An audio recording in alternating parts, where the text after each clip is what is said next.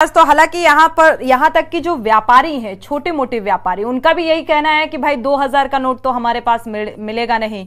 जो बड़े व्यापारी होंगे, बिजनेसमैन होंगे, उनके पास जरूर 2000 का नोट मिल सकता है, उन्हें दिक्कतें हो सकती हैं, हो सकता है उन्होंने भ्रष्टाचार किया हो। आपके पास आएंगे, वरिष्ठ यूकेडी नेता भी हमारे साथ जुड़े हुए हैं। आप दोनों मेहमानों के पास जब वापस रुख करेंगे तो आप अपनी बात पूरी करिएगा।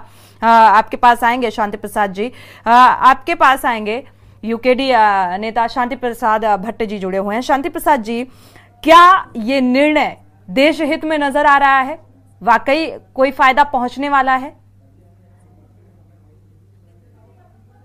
देखिए सोनी जी, जो बात मैं यहाँ बोलूंगा जी, ये स्पष्ट हो जाएगा कि इस नोटबंदी से किसको फायदा हो रहा है और किसको नुकसान हो रहा है। बिल्कुल स्पष्ट कर दीजिए। देखिए 2016 में जब भारतीय जनता पार्टी ने ये कहा था कि ये मास्टर स्ट्रोक है, नोटबंदी से देश के अंदर भ्रष्टाचार खत्म होगा, आतंकवाद खत्म होगा, नक्सलवाद खत्म होगा, जनता सड़कों पे मरी, त्राहिमाम त्राहिमाम इस देश में हुई।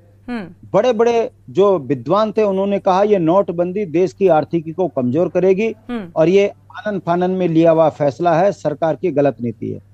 आपने उस समय पे भी देखा सरकार ने आए दिन नियम बदले, सरकार बैकफुट पर आई। प्रधानमंत्री को फ्रंट में आके कहना पड़ा कि मुझे 50 दिन दे दीजिए वरना मैं झोला उठा के चला जाऊं। और उसके बाद ठीक 2017 का चुनाव आया। नोटबंदी से भाजपा को क्या फायदा हुआ?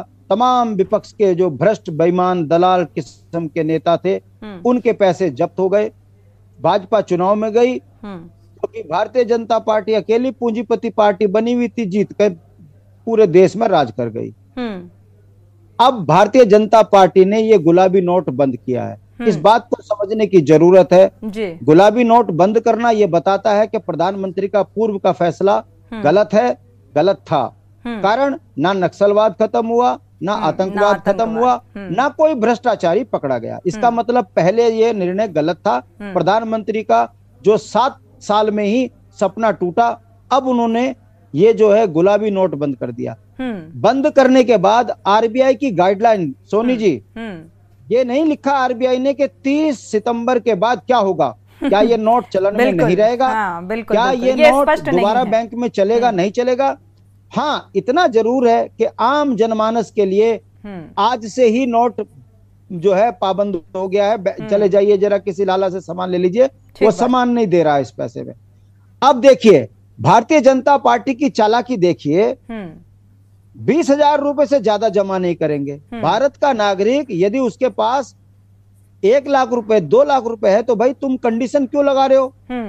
उसको तुम 5 बार 1 लाख रुपए जमा करने के लिए बैंक में क्यों खड़ा करना चाह रहे हो? इसके पीछे की सच्चाई को समझिए। 20,000 रुपए एक गरीब आदमी के पास, सैलरी स्ट्रक्चर के पास नहीं मिलेगा, उसे कोई दिक्कत नहीं है। मगर जिसने काला धन इकट्ठा किया है, फिर बात घूम के वो आ रही है कि विपक्ष के नेता, चुनाव आने हैं। अब इन चुनावों में लोकसभा का चुनाव देख लीजिएगा या राज्यों के चुनाव देख लीजिएगा, जिन्होंने चुनाव लड़ने के लिए 10-10, 15-15 करोड़ रुपए ये छुपा रखे हैं, क्योंकि ये 2000 का नोट पिछले 1.5 से 2 साल में चलन में नहीं है। ये सब ने अपने अंडरग्राउंड कर लिए। और भारतीय जनता पार्टी को ना तो उस समय दिक्कत हुई थी नोट को व्हाइट करने में, ना आगे होगी दिक्कत।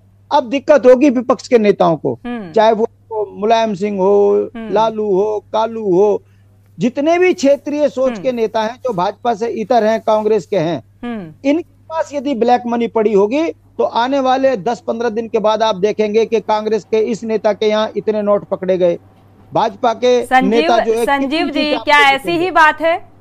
देखिए, और मैं कह रहा हूं, मैं खत्म कर रहा हूं बात। जी पूरी कर लेने दीजिए बात शांति जी की। भारतीय जनता पार्टी केवल चुनाव जीतने के लिए देश को फिर संकट में झोंक दिया है। और आरबीआई की गाइडलाइन ये स्पष्ट कर रही है कि कंडीशन लगाकर, और ये ना बताना कि 30 सितंबर के बाद इन नोटों का क्या होगा, ये बताता है कि भारतीय जनता पार्टी ने केवल पहले भी चुनाव जीतने के लिए विपक्ष के नेताओं को खत्म करने के लिए नोटबंदी करी, और आज भी 2000 का नोट केवल इसलिए बंद किया क्योंकि भारतीय जनता पार्टी को लगता है कि इन 7 सालों में कुछ नेताओं के, कुछ संगठनों के पास पैसा ज्यादा आ चुका है।